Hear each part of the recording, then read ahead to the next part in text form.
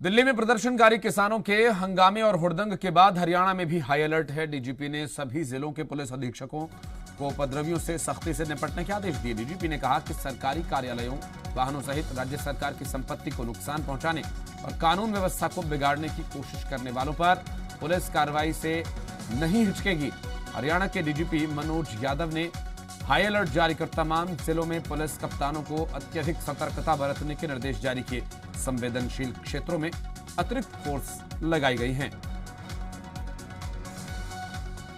और पंजाब में high alert के बाद हरियाणा में भी हाई अलर्ट जारी कर दिया गया है। विनोद लांबा हमारे संवाददाता फोन लाइन पर हैं। विनोद, हाई अलर्ट जारी किया गया हरियाणा में भी, क्या व्यवस्था है? देखिए, बिल्कुल हाई अलर्ट जारी कर दिया गया है हरियाणा में भी, लेकिन उससे महत्वपूर्ण बात यह है कि हाई अलर्ट तो तमाम परिस्थितियों में बना हुआ था। इस बार डीजीपी ने चेतावनी देते हुए कहा है, डीजीपी मनोज यादव हैं और डीजीपी की चेतावनी में कहती है कि पुलिस अब किसी तरह का कोई रिस्क नहीं लेगी। अब किसी तरह का कोई रिस्क नहीं लेगी। कोई भी सरकारी कार्यालयों, वाहनों स्थित राज्य सरकार की संपत्ति को नुकसान पहुंचाने वालों व कानून व्यवस्था को बिगाड़ने की जो कोशिश करेगा, उस पर पुलिस बल प्रयोग करने से नहीं हिचकेगी। इस लाइन का मतलब ये समझिए कि अब तक जो थोड़ी सख्ती नहीं बरती जा रही थी, अब बड़ा लाठीचार्ज देखने को नहीं मिल रहा था किसान मूवमेंट को लेकर या किसान आंदोलन को लेकर, अब किसी भी तरह के इस तरह की व्यवस्था बिगड़ने पर पुलिस बल प्रयोग करने से नहीं हिचकेगी। इसके अलावा कानून व्यवस्था को बिगाड़ने का प्रयास करने वालों से पुलिस बेहद सख्ती से निपटेगी। हरियाणा पुलिस की तरफ से ये हाई अलर्ट तो है ही, लेकिन साथ ही डीजीपी हरियाणा मनोज यादव की तरफ से ये हाई अलर्ट के साथ चेतावनी भी जारी कर दी गई है। दंगा करने वालों, अफवाहों के माध्यम से दंगा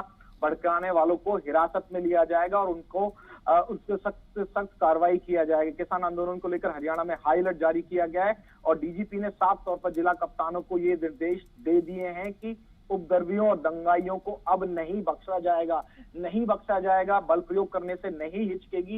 ये साफ मैसेज है, साफ चेतावनी है हरियाणा सरकार की तरफ से। डीजीपी लेवल पर ये आदेश आए हैं और ये महत्वपूर्ण इस वजह से हो जाता है, जिस तरह की घटना आज देखी आपने, और खासतौर से अगर देखें कि लाल किले पर भी जो तिरंगे के अतिरिक्त जो झंडे फहराए गए थे, चाहे किसी धर्म के हों, किसी संगठन के हों, लेकिन महत्वपूर्ण ये है कि इस तिरंगे के बाद की जो घटना हुई है, उसके बाद पूरी तरह से एक्शन मोड में आ गई है सरकार और पुलिस ने भी ज्यादा सख्ती करने का फैसला ले लिया है और ये साफ तौर पर चेतावनी बताती है। इसी बीच एक और जानकारी दर्शकों के सामने रख दें, हरियाणा मंत्रिमंडल की बैठक हो रही है। आपात बैठक अगर इसे कहा जाए तो गलत नहीं होगा, क्योंकि मुख्यमंत्री खुद हालातों का जायजा ले रहे हैं। हरियाणा के मुख्यमंत्री मनोहर लाल इस वक्त अपनी जो बैठक ले रहे हैं अपने मुख्यमंत्री आवास पर, तमाम मंत्रियों के साथ जायजा ले रहे हैं और मुख्यमंत्री आवास पर जो बैठक चल रही है उसके बीच में ही ये डीजीपी ऑफिस से जो आदेश की कॉपी आई है, जो आदेश आया है या कहें जो संदेश के साथ चेतावनी ये बताती है कि हरियाणा पुलिस खास तौर से अब किसान आंदोलन में किसी भी तरह के बल प्रयोग से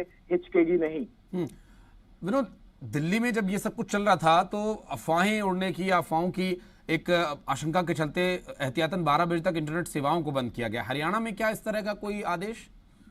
देखिए, नजर रखी जा रही है सोशल मीडिया पे। हरियाणा में किसी जिले को लेकर ये अलग से कोई आदेश नहीं है। दिल्ली एनसीआर के जो डिस्ट्रिक्ट्स लगते हैं उसमें फरीदाबाद आता है, उसमें गुड़गांव का कुछ हिस्सा आता है, वो केंद्र की गाइडलाइंस के मुताबिक था, लेकिन यहाँ इंटरनेट बंद करने का आदेश नहीं है। यहाँ हाई अलर्ट पर है, सोशल मीडिया पर नजर रखी जा रही है और सीधे तौर पर जो एक्शन अगर हो सकता है कि कोई दंगा भड़काने की कोशिश करता है, किस तरह की जो आंदोलनकारी भी अगर सरकारी संपत्ति को नुकसान पहुंचाते हैं, इसके अलावा सोशल मीडिया पर भी हरियाणा पुलिस की पैनी नजर है और वहां से भी कोई लीड मिलती है, वहां से भी कोई संदेह वाला पोस्ट या गलत जानकारी शेयर की जाती है तो उनको भी डीजीपी। चूंकि विनोद, सोशल मीडिया पर ही इस तरह की अफवाहों को पहले हवा दी जाती है, उसके बाद इसे मूर्त रूप देने की कोशिश की जाती है और उसी का फायदा कुछ असामाजिक तत्व उठाते हैं। बहुत शुक्रिया फिलहाल आपका इस पूरे मामले पर जानकारी देने के लिए विनोद।